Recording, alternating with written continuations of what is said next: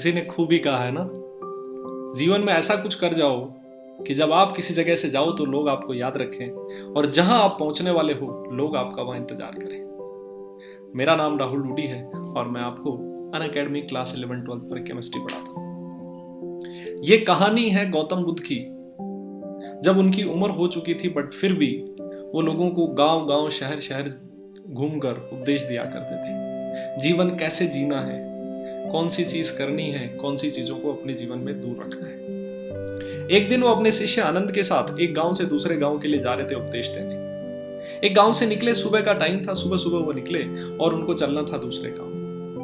चलते रहे, काफी टाइम तक वो चलते गए। उनका जो शिष्य था आनंद, उसको थकान होने लगी। उसने पूछा, गुरुजी ये गांव और कितना दूर है? दोपहर हो गई है, हम लोग सुबह से चलते जा रहे हैं। गौतम बुद्ध ने कहा, बेटा अभी थोड़ी दूर चलते हैं, कोई गांव में मिलेगा, कोई मिलेगा, उससे पूछेंगे कि गांव कितना दूर है। काफी दूर और चले, उनको खेत में काम करता हुआ किसान दिखाई दिया। आनंद ने पूछा, बाबा ये गांव कितना दूर है? किसान ने कहा, बेटा बस थोड़ी दूर और है, थोड़ा और चलो, अभी गांव आ जाएगा। 2 किलोमीटर की बात और है। आनंद को फिर एकदम से थोड़ा उत्साह सा फील हुआ ना, उसको मोटिवेशन फील हुआ और वो फिर चलने लगा, फिर उसी जोश के साथ चलने लगा। 2 किलोमीटर हुए, फिर वो पूछा गौतम बुद्ध से, गुरुजी गांव और कितना दूर? अब मैं बहुत थक चुका हूं। वो पसीने से लथपथ हो चुका था, पैर उसके जवाब देने लगे थे। तभी उनको सामने से एक बूढ़ी अम्मा अपने सर पे एक बहुत बड़ा गठरा लकड़ियों का लेते हुए दिखाई दी। उससे पूछा आनंद ने, अम्मा ये गांव कितने दूर है? फिर अम्मा कहती है कि बेटा बस गांव आ ही गया है, थोड़ा दूर और चलो। और जैसे ही अम्मा ने ये चीज कही, गौतम बुद्ध ने उस अम्मा की तरफ देखा और वो थोड़े से मुस्कुरा दी। अम्मा भी उनकी तरफ देख के मुस्कुरा दी और ये चीज आनंद को बिल्कुल अच्छी नहीं लगी। आनंद को बड़ा आश्चर्य हुआ।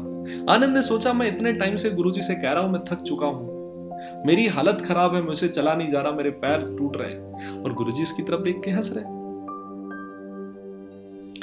आनंद ने इस बात को दरकिनार किया, फिर वो चलने लगा। 2 किलोमीटर और चला, फिर उसने कहा, गुरुजी से मैं अब नहीं चल सकता, आप मुझे बताइए और कितना दूर है गांव? सामने से फिर एक और इंसान उनको दिखाई दिया। आनंद ने फिर पूछा कि भैया ये गांव कितना दूर है? मुझे बहुत टाइम हो चुका है, मैं बहुत थक चुका हूं, अब मुझसे चला नहीं जा रहा। तो इस इंसान ने फिर कहा कि बेटा बस थोड़ा दूर और चलो, अभी गांव आ जाएगा। फिर से गौतम बुद्ध उस इंसान की तरफ देखा उन्होंने और वो हंस दिए, वो भी उनकी तरफ देख के हंस दिया। आनंद को ये बात बिल्कुल अच्छी नहीं लगी। आनंद के पास जो झोला था अपना, उसने उसको जमीन पे गिरा दिया। उसको बहुत गुस्सा आया और उसने बोला, गुरुजी मैं सुबह से आपसे कहे जा रहा हूं कि मैं थक चुका हूं, मेरे से नहीं चला जा रहा। आप मुझे बताने की बजाय हर बार जब भी मुझे कोई कहता है कि गांव आने वाला, उसकी तरफ देख के हंस देते हो। अब मैं नहीं चल रहा, मेरे पैरों से बिल्कुल नहीं चला जा रहा, गौतम बुद्ध ने कहा। और ये चीज हम लोगों को हमेशा अपने जीवन में ध्यान रखना चाहिए। गौतम बुद्ध ने कहा, बेटा मैं इस गांव से उस गांव जा चुका हूं और बहुत बार जा चुका हूं, ये दूरी बहुत ज्यादा है, ये 20 किलोमीटर की दूरी है, ये इतनी आसान नहीं है।